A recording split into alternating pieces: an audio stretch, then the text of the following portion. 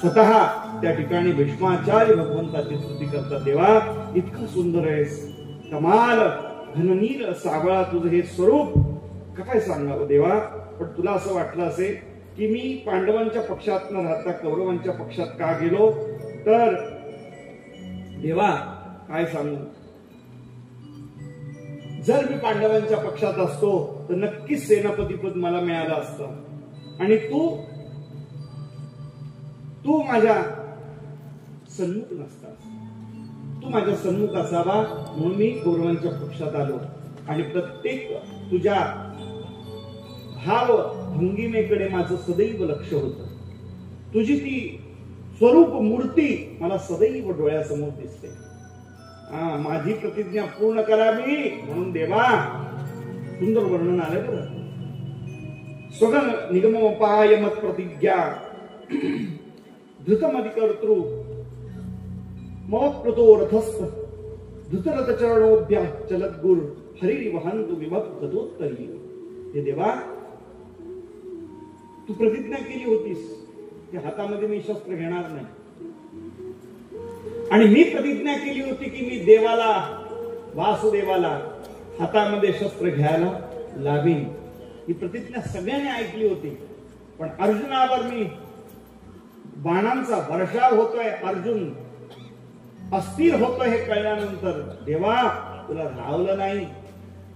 चक्र, रथचक्र घेऊन माझ्या अंगावर धावून आला होता. अर्जुनानं तुला धरलं होतं.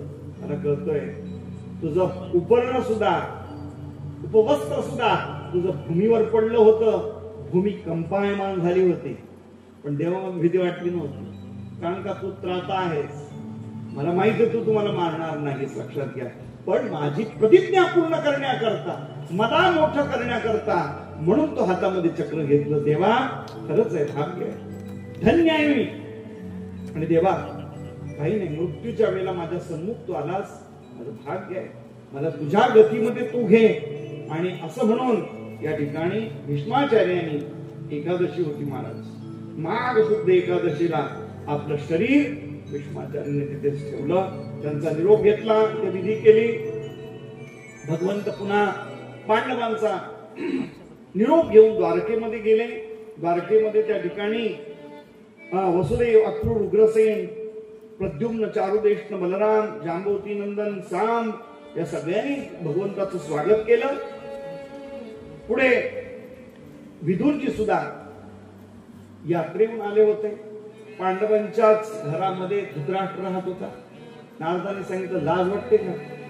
अरे ज्याच्या नाशाकरता तुझं आयुष्य गेलं, आता इथे त्यांची तुकडे खातो, त्यांच्या तुकड्यावर जगतो. अरे तो भीम आहे, हो म्हणजे रोज भीम बोलतो, तरी तुला लाज वाटत नाही. गपचूप त्याला काढलं आणि मोठ्या जंगलामध्ये ते गेले. जंगलाला आग लागली आणि तिथेच त्या आगीमध्ये दोघही, गांधारी आणि धृतराष्ट्र, तिथं जळून खाक झाली. लक्षात घ्या, पहा, मरण फार विचित्र असतं, म्हणून चांगलं वागायचं असतं. लक्षात घ्या, चांगलं का वागायचंय?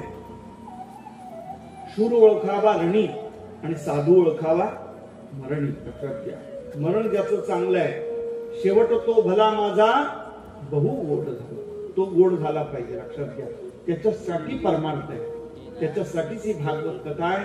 आणि शेवटी इकडे युधिष्ठिर सकाळी उठतो, तात कुठे आहेत, तात कुठे आहेत, पिता कुठे आहेत विचारतायत.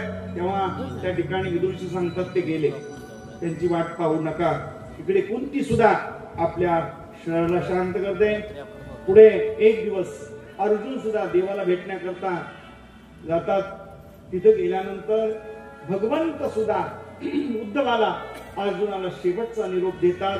अर्जुन सुद्धा काही संपत्ती, काही स्त्रिया घेऊन आलेला असतो. येत असताना ज्या कुरुक्षेत्रावर जेणे संग्रामी हरू जिंकिला, निवांत कवचाचा ठाव पेढीला, सगळ्या कौरवांना मारलं, तोच हा अर्जुन त्या भिल्लांपासून हरतो महाराज. सगळं त्याचं ओढून घेतात. स्त्रिया सुद्धा त्या ठिकाणी हरण करतात आणि लाकडाच्या काठीनं मारतात. कुणाला? अर्जुनाला. तोच अर्जुन निस्तेज होऊन हस्तिनापुरामध्ये येतो आणि एका कोपऱ्यात रडत बसतो. युधिष्ठिर म्हणतो, अरे असं का झालास? तुझा चेहरा का काळवंडला, का चेहरा असा तुझा झाला, काय पाप कर्म केलेस का, खोटं बोलला? म्हणले नाही. नुसता रडत होता. व्यास प्रकट झाले. हे अर्जुन, काय झालं तुला? तो म्हणले देवानी मला फसवलं. अरे देवानी नाही फसवलं, काळ काळ तुमचा तो काळ होता. म्हणजे मला लपडेच माया ताडिता, मला लाकडाने मारलं. जिथे मी सगळ्यांना हरवलं त्यांनी मला लाकडाने मारलं. अरे म्हणजे तो काळ तुला अनुकूल होता, नाही की नाही?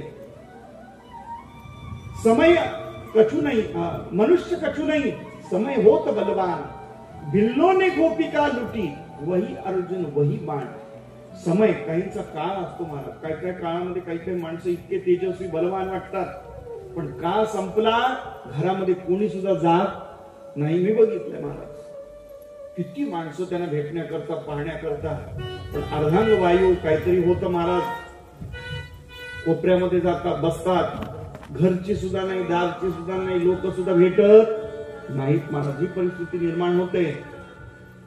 लक्षात घ्या, आपल्याला लोक नाही, परमात्म्याला बोलवायचंय महाराज, आहे की नाही? पाहुणे घरासी आजी आले खुशी खुशी, देव घरा आला भक्ती सन्माने जिला. एवढं करायचंय, लक्षात घ्या. एवढ्यासाठी ही भागवत कथा श्रवण करायची आहे. आणि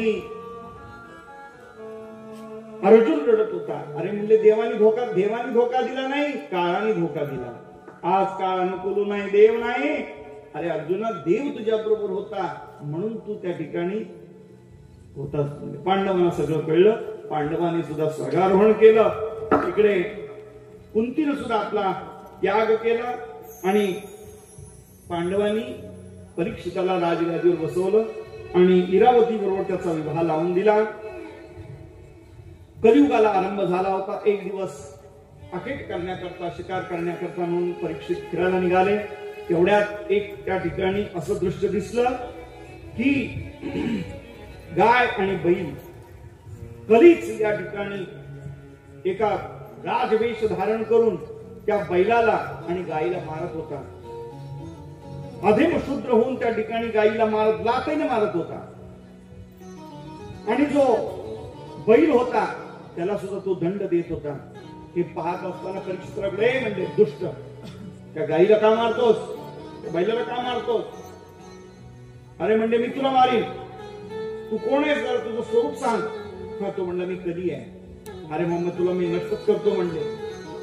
कली म्हणजे कलियुगाला आरंभ झाला होता. भगवंत धामाला गेले आणि कलियुगाला आरंभ झाला. लक्षात घ्या, गाय ही पृथ्वीचं प्रतीक आहे, बैल धर्माचं प्रतीक आहे, ज्याचे पाय तुटले होते. लक्षात घ्या.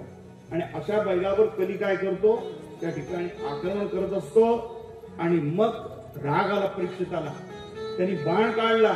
एवढ्या थरथर थरथर कली कापू लागला.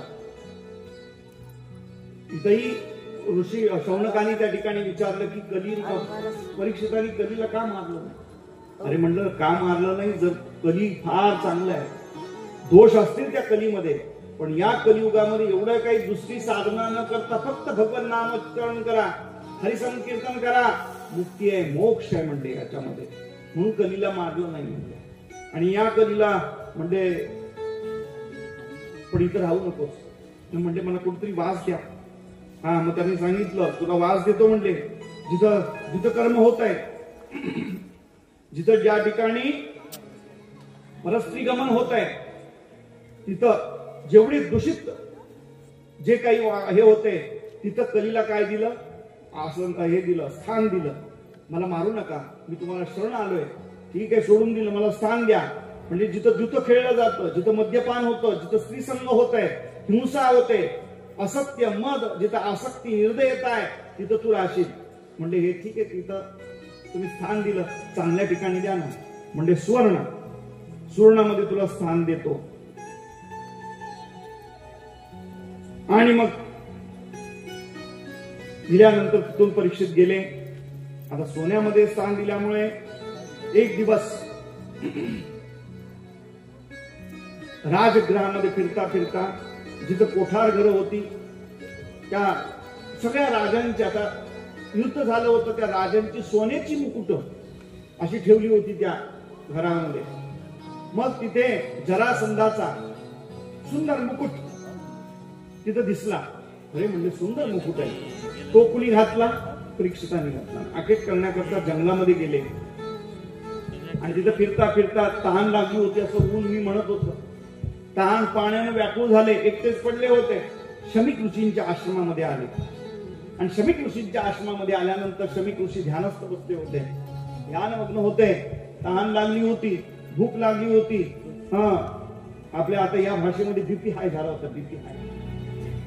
आणि मग हाय झाल्यामुळं काही लक्षात घेतलं, अरे कोण आहे का नाही, कोण पाहतो का नाही. कारण का एका आदेशामध्ये सर्व काही घटना घडत होती आणि इथं पाणी देणारा कोणी नव्हता.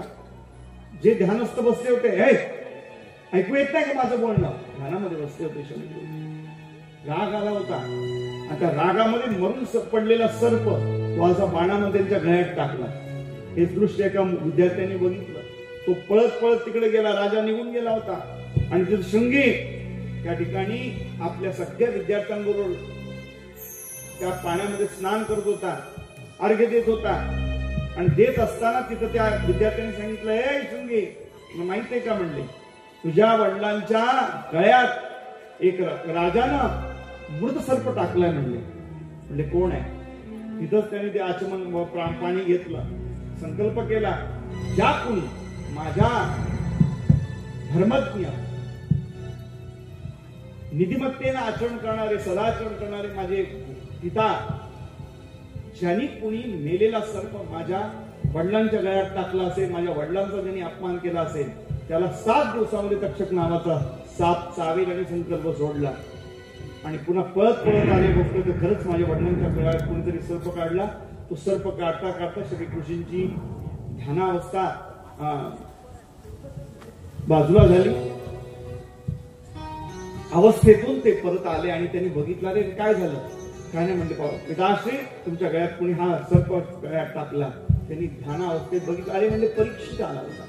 म्हणजे पिताश्री मी त्याला शाप दिला. म्हणजे ज्यांनी कुणी माझ्या वडिलांच्या मृत सर्प टाकलाय तसा 7 दिवसात तक्षक नावाचा साप चावून त्याचा मृत्यू. अरे म्हणते, अरे तो परीक्षित आहे, पांडव पुत्र आहे, धर्मज्ञ आहे, थोडंफार काहीतरी झालं असेल, इथंच काहीतरी आपली चूक झाली असेल. अरे अरे त्यांना कुणीतरी कळवा.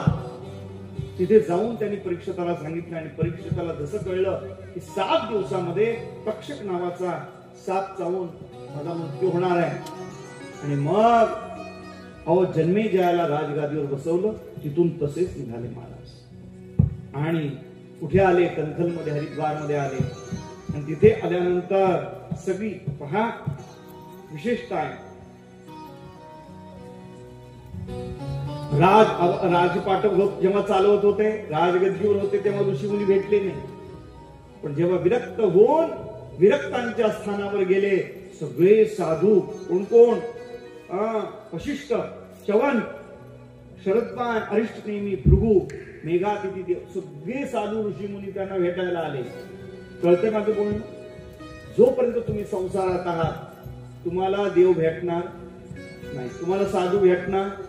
पण जेव्हा घरदार तुम्ही सोडाल, जाळून संसारा बैसलो, तेव्हा तुम्हाला साधू दर्शन होईल, तेव्हा संत भेटतील. लक्षात घ्या. जोवरी तुम्हा मागिलांची आस, तोवरी उदास होऊ नका. आणि मग त्यांना सांगितलं की मला 7 दिवसात तक्षक. हो म्हणले, थोड्या दिवसात कुणी मुक्ती मिळवली का? हो म्हणले, 1 तास उरला कटवांग रायासी, भाग्य दशा कैसी प्राप्त झाली. परीक्षित तुम्ही चिंता करू नका, आपण काहीतरी उपाय योजना करू. आणि असं म्हणता म्हणता काय भाग्य परीक्षिताचं की तेवढ्यात शुकदेवांचं आगमन झालं. बोलिए शुकदेव भगवान की. हरि की कथा सुनाने वाले, हरि का ध्यान कराने वाले, हरि की कथा सुनाने वाले, हरि की गान करने वाले, तुमको लाखों प्रणाम, तुमको लाखों प्रणाम, तुमको लाखों प्रणाम, तुमको लाखों प्रणाम, तुमको लाखों